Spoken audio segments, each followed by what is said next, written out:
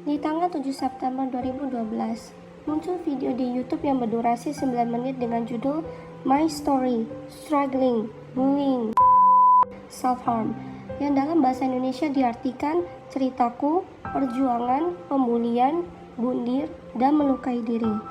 Di video itu, seorang gadis menunjukkan kumpulan flashcard atau kartu dengan tulisan untuk menceritakan pengalaman saat dia dibully.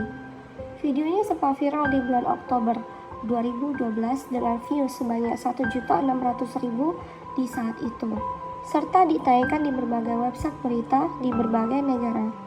Video ini merupakan video terakhir sebelum gadis ini mengakhiri hidupnya sendiri dengan gadis Malang ini bernama Amanda Michelle Todd yang lahir di tanggal 27 November tahun 1996 di Port Coquitlam, British Columbia. Di saat itu merupakan musim dingin dan sedang ditutupi salju yang sangat tebal. Amanda dilahirkan 10 hari lebih telat daripada jadwal seharusnya. Kelahiran Amanda selalu dikaitkan dengan musim dingin dan salju tebal, sehingga setiap menjelang hari ulang tahunnya, Amanda akan selalu melihat ramalan cuaca untuk memperkirakan apakah di saat tanggal ulang tahunnya itu salju akan tebal atau tidak. Meskipun acara ulang tahun Amanda dibuat di musim salju, namun Amanda tetap bisa bersenang-senang dengan teman-temannya di dalam rumah dengan ditemani coklat panas dan marshmallow. Amanda bahkan menjuluki dirinya Princess Snowflakes karena dia lahir di musim yang dingin dan bersalju. Amanda adalah tipikal remaja pada umumnya. Dia suka hal yang berbau seni seperti bernyanyi dan seseorang yang penyayang binatang. Amanda yang di saat itu berusia 15 tahun dan masih bersekolah di tingkatan 7, dia pindah tinggal bersama ayahnya. Ayah dan ibu Amanda, Norm dan Carol Todd, sudah berpisah saat dia masih kecil. Amanda lebih banyak tinggal dengan ibunya, namun 2 tahun belakangan Amanda tinggal dengan ayahnya.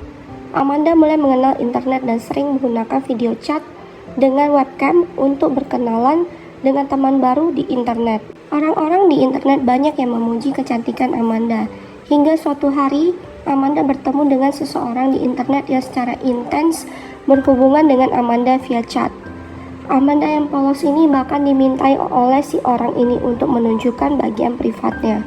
Awalnya Amanda menolak, namun orang asing ini secara berulang kali meminta dan merayu Amanda, hingga akhirnya dia menyetujui untuk memperlihatkan payudaranya ke orang asing ini via webcam. Amanda tidak mengetahui bahwa malapetaka telah menunggunya. Setelah dia menunjukkan bagian privasinya kepada orang tersebut, orang itu merekam tindakan tidak senonoh Amanda dengan cara mengcapture layar komputernya.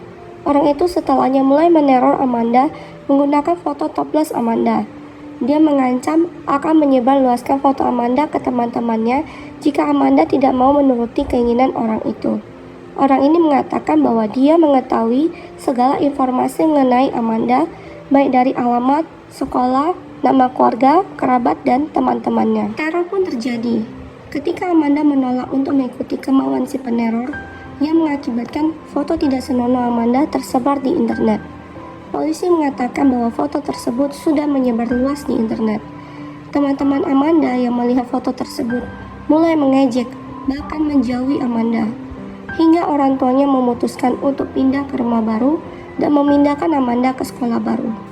Amanda mengalami serangan panik, depresi, dan kecemasan. Dia bahkan mulai menggunakan obat-obatan terlarang dan alkohol. 1 tahun kemudian, muncul akun page Facebook dengan profil foto Amanda yang tidak senonoh. Teman-teman di sekolah baru Amanda bahkan dimasukkan ke dalam pertemanan akun Facebook itu.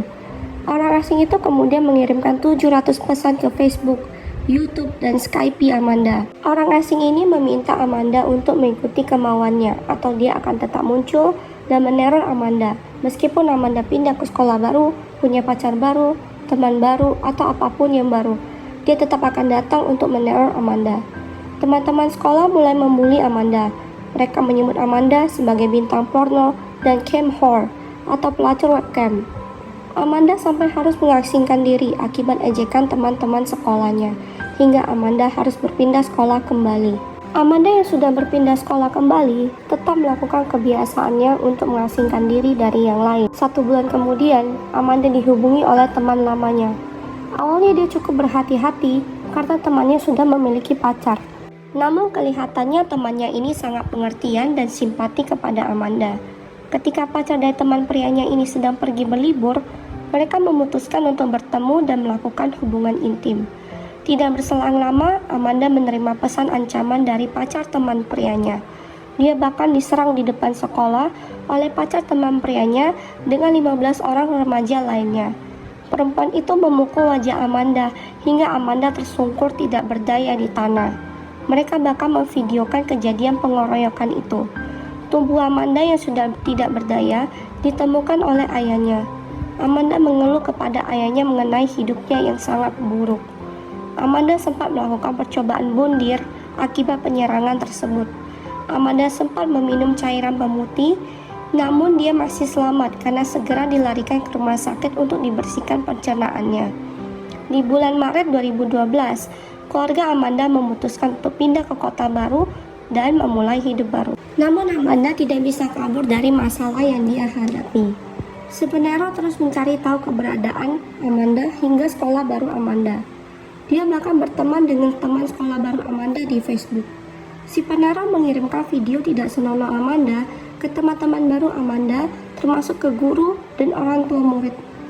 6 bulan kemudian, mental Amanda semakin jatuh, di mana dia mulai melukai diri dengan sendiri. Amanda lebih memilih untuk meracuni dirinya daripada menjalani konseling maupun meminum obat antidepresi. Amanda sempat dirawat inap selama 2 hari akibat overdosis obat. Amanda diejek oleh teman sekelasnya yang lain akibat nilainya yang anjlok. Amanda banyak menghabiskan waktunya untuk dirawat di rumah sakit akibat depresi yang dialaminya. Hal ini yang membuat nilai di sekolah Amanda menurun. Setelah keluar dari rumah sakit, Amanda mengalami fase yang cukup berat di mana teman-temannya sering mengejeknya dan membuat dia down. Amanda melakukan terapi, konseling, dan sudah terlihat cukup lebih baik. Namun naas, di tanggal 10 Oktober 2012, Amanda memutuskan untuk mengakhiri hidupnya sendiri dengan cara mengganti. Jasadnya ditemukan di rumah pribadi orang tuanya. 2 hari kemudian, RCMP dan BC Coroner Service yang merupakan lembaga kepolisian di Kanada melakukan investigasi terkait kasus Amanda Todd. 2 komputer milik Amanda diperiksa karena diyakini terkait dengan kematian Amanda.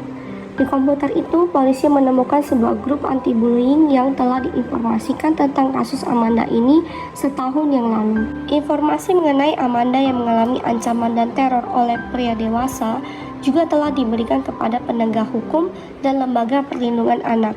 Namun tidak ada tindakan berarti yang dilakukan oleh kedua institusi yang terkait. Carol Todd, ibu Amanda, di suatu wawancara mengatakan bahwa pihak kepolisian tidak melakukan tindakan serius meskipun mereka sudah melaporkan kejadian peneroran ini. Laporan dari guru yang menerima foto tidak senonoh Amanda kepada kepolisian juga tidak ditanggapi. Mereka hanya menyarankan Amanda untuk menonaktifkan akun Facebooknya dan akun emailnya. Amanda disuruh untuk menghindari penggunaan internet. Kasus Amanda menjadi perhatian dunia. Otoritas Amerika Serikat meneruskan investigasi ini ke lembaga terkait yang diikuti oleh Lembaga Kejahatan Nasional di Inggris. Kemudian, segala informasi terkait investigasi juga dikirimkan ke otoritas di Belanda. Hingga akhirnya di bulan April 2014, seorang pria berusia 35 tahun berkebangsaan Belanda dan Turki ditangkap oleh kepolisian Belanda. Pria ini bernama Aydin Coban. Aktivitas online Aydin sudah dipantau karena adanya kecurigaan polisi terkait dengan pornografi dan eksploitasi seksual anak-anak yang mencakup 33 korban lainnya di Belanda, Inggris, Norwegia, Amerika, Australia, dan Kanada. Di bulan yang sama, pria ini juga dituntut dengan pasal pemerasan, eksploitasi anak melalui internet, tindak kriminal kekerasan, dan tindakan pendistribusian pornografi anak terhadap Amanda Todd serta korban lainnya. Aydin dihukum di Belanda dan jatuhi hukuman 10 tahun dan 8 bulan penjara. Aydin menjalani persidangan di New Westminster, British Columbia yang dimulai tanggal 6 Juni 2022. Di tanggal 6 Agustus, Aydin terbukti bersalah atas pengancaman dan pelanggaran seksual terhadap kaum minor serta tindakan pelanggaran distribusi pornografi anak.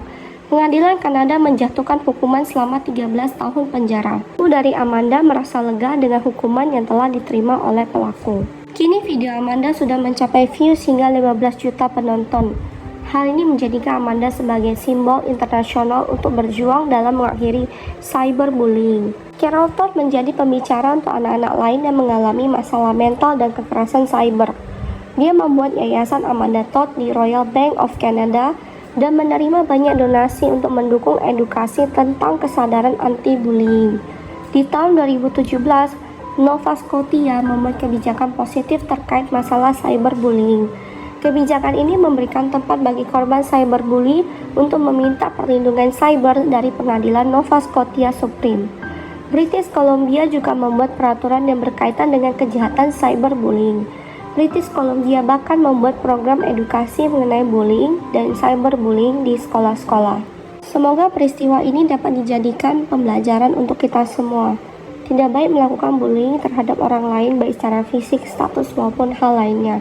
Jika memang tidak bisa berkata hal yang baik, lebih baik diam, supaya tidak menyakiti orang lain. Terima kasih sudah menonton video ini hingga akhir. Sampai jumpa.